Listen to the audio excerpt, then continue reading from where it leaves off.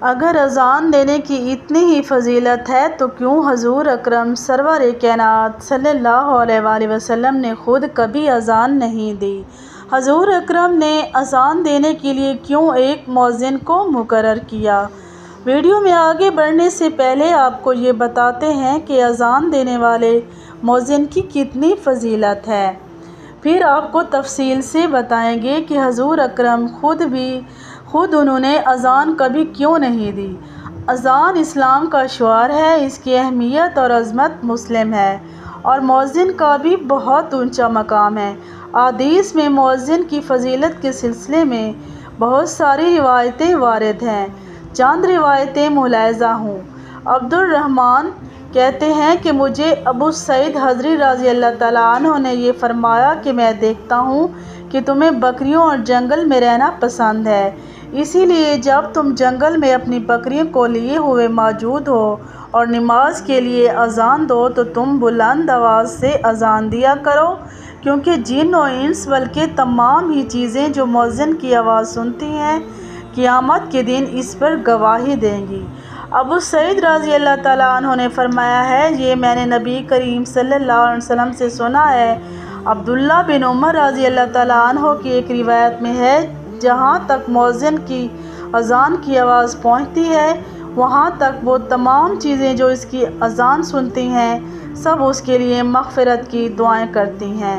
حضرت ابو ہریرہ سے مروی ہے، رسول اکرم صلی اللہ علیہ وآلہ وسلم کا ارشاد پاک ہے کہ مؤذن کے گناہ جہاں تک اس کی اذان کی آواز جاتی ہے وہاں تک معاف کر دیے جاتے ہیں۔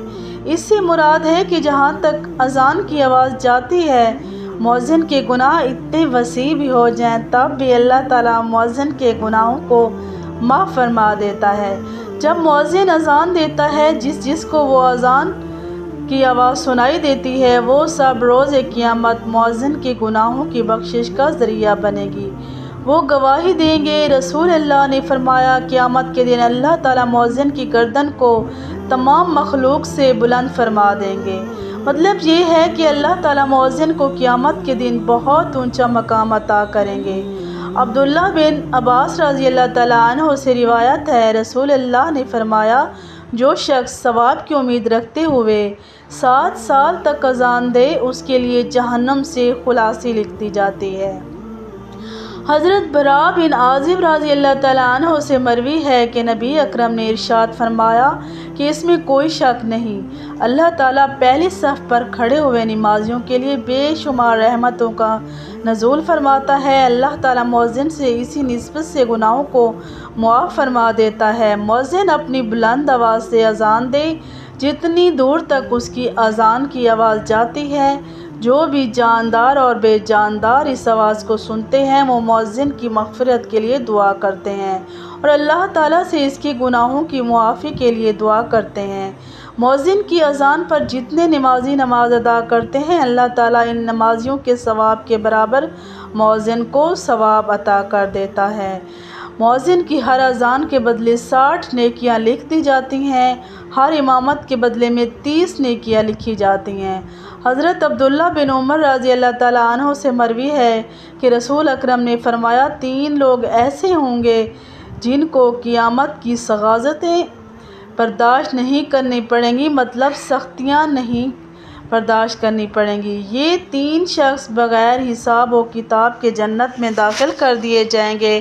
جب اللہ تعالیٰ اپنی مخلوق سے حساب کتاب لے رہا ہوگا تو یہ 3 شخص مشک کے ٹیلوں پر بیٹھ کر آرام کر رہے ہوں گے۔ ان میں سے ایک وہ شخص ہے جس نے اللہ تعالیٰ کی رضامندی کو حاصل کرنے کے لیے قرآن پاک کی تلاوت کی اور اس طریقے سے امامت کی کہ مقتدی اس سے خوش ہو جائے۔ دوسرا اس شخص کا ذکر آتا ہے جس نے اللہ کی رضا کے لیے لوگوں کو نماز پہ بلایا، نماز کے لیے بلایا۔ تیسرا وہ شخص جو ہر حال میں اللہ تعالیٰ کا شکر ادا کرے، اپنے ماتحتوں سے اچھا سلوک کرے۔ حضرت جابر رضی اللہ تعالیٰ عنہ فرماتے ہیں، میں نے رسول اکرم کو فرماتے ہوئے سنا کہ جب مؤذن کے اذان دینے کی آواز شیطان کے کانوں میں پڑتی ہے تو شیطان مقام روحا تک دور بھاگ جاتا ہے۔ حضرت سلیمان رحمۃ اللہ علیہ فرماتے ہیں کہ جب میں حضرت جابر سے مقام روحہ کے بارے میں دریافت کیا تو انہوں نے فرمایا کہ مقام روحہ مدینہ سے 36 میل کی دوری پر واقع ہے۔ حضرت ابو ہریرہ نے فرمایا کہ میں نے رسول خدا کو فرماتے ہوئے سنا ہے کہ جب مؤذن نمازیوں کو بلانے کے لیے اذان دیتا ہے تو اذان کی آواز کان میں پڑتے ہی شیطان دم دبا کر بھاگ جاتا ہے تاکہ وہ اذان کو نہ سنے۔ جب اذان ختم ہو جاتی ہے تو شیطان واپس اپنے ٹھکانے پر آ جاتا ہے۔ جب امامت کہی جاتی ہے تو شیطان پھر بھاگ جاتا ہے۔ جب امامت ختم ہو جاتی ہے شیطان پھر واپس آ جاتا ہے تاکہ نمازیوں کے دل میں وسوسہ ڈالے۔ نمازیوں کو نماز سے بہکانے کے لیے ہر کوشش کرتا ہے۔ شیطان نمازیوں کے دل میں ایسی باتیں ڈال دیتا ہے اس کو یہ یاد ہی نہیں رہتا کہ اس نے کتنی رکعتیں ادا کر لی ہیں۔ حضرت ابو ہریرہ فرماتے ہیں نبی اکرم نے فرمایا کہ اگر لوگوں کو اذان اور پہلی صف میں کھڑے ہو کر نماز ادا کرنے کا ثواب کے بارے میں معلوم ہو جاتا تو نمازیوں نے پہلی صف پر کھڑے ہونے کے لیے قرعہ اندازی کیا کرنی تھی۔ حضرت ابو ہریرہ رضی اللہ تعالیٰ عنہ سے مروی ہے کہ ہم نبی اکرم صلی اللہ علیہ وسلم کے ہمراہ تھے۔ مؤذن حضرت بلال اذان دینے کے لیے کھڑے تھے۔ جب حضرت بلال نے اذان ختم کی تو حضرت محمد نے فرمایا جب اذان ہوتی ہے جو شخص یقین کے ساتھ اذان کے لفظوں کو دہراتا ہے تو اللہ تعالیٰ اذان کے لفظوں کو دہرانے والے کو جنت میں اعلیٰ مقام عطا کرے گا۔ حضرت عبداللہ فرماتے ہیں ایک شخص رسول اللہ سے کہنے لگا اے اللہ کے نبی اذان پڑھنے والے ہم سے زیادہ ثواب حاصل کر لیتے ہیں، کیا کوئی ایسا عمل ہے ہم کو بھی اذان دینے والی فضیلت حاصل ہو جائے؟ تو اس کی بات سن کر نبی اکرم نے فرمایا تم بھی مؤذن کے پیچھے وہی لفظ دہرایا کرو جو مؤذن پڑھ رہا ہوتا ہے۔ جب تم اذان کو دہرا چکے ہوگے تو اللہ سے جو دعا مانگو گے اللہ تعالیٰ تمہاری دعا کو رد نہیں کرے گا۔ ناظرین گرامی آئیے اب بات کرتے ہیں نبی کریم نے زندگی بھر اذان دی یا نہیں۔ یہ بات یاد رہے کہ نبی اکرم سے نفس اذان تو قطعی طور پر ثابت ہے، اس بات سے کوئی مسلمان انکاری نہیں ہو سکتا، اس لیے کہ سنن ابی داؤد اور جامع ترمذی میں روایت ہے کہ جب اللہ تعالیٰ نے حضرت محمد کو نواسے سے نوازا تو حضرت محمد نے حضرت حسن کے کانوں میں اذان دی۔ کیا نبی کریم نے کبھی نماز کے لیے اذان دی؟ علامہ ابن حجر، علامہ زرقائی اور اسی طرح علامہ سہیل کا فرمانا ہے کہ نبی کریم نے نماز کے لیے کبھی اذان نہیں دی۔ ان کا کہنا یہ ہے کہ نبی اکرم ساری زندگی اذان نہ دینے کا مسئلہ نبی اکرم کے خصائص میں ہے۔ خلاصہ یہ ہے کہ نو مولود بچے کے کان میں اذان دینا رسول اکرم سے قطعی طور پر ثابت ہے، لیکن نماز کے لیے رسول اللہ کا اذان دینا ثابت نہیں ہے۔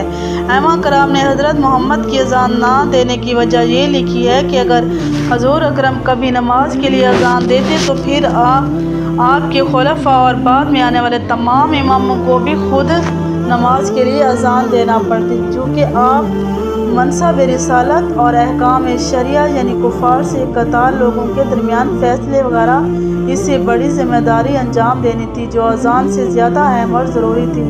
اگر نبی اکرم اذان دیتے اور اس پر مواظبت فرماتے جس کی بنا پر دوسرے اہم امور میں خلل پیدا ہونے کا اندیشہ تھا، اسی لیے نبی اکرم نے خود اذان نہیں دی۔ اللہ تعالیٰ سے دعا کہ اللہ تعالیٰ ہم کو نیکی کی ہدایت نصیب فرمائے، آمین ثم آمین۔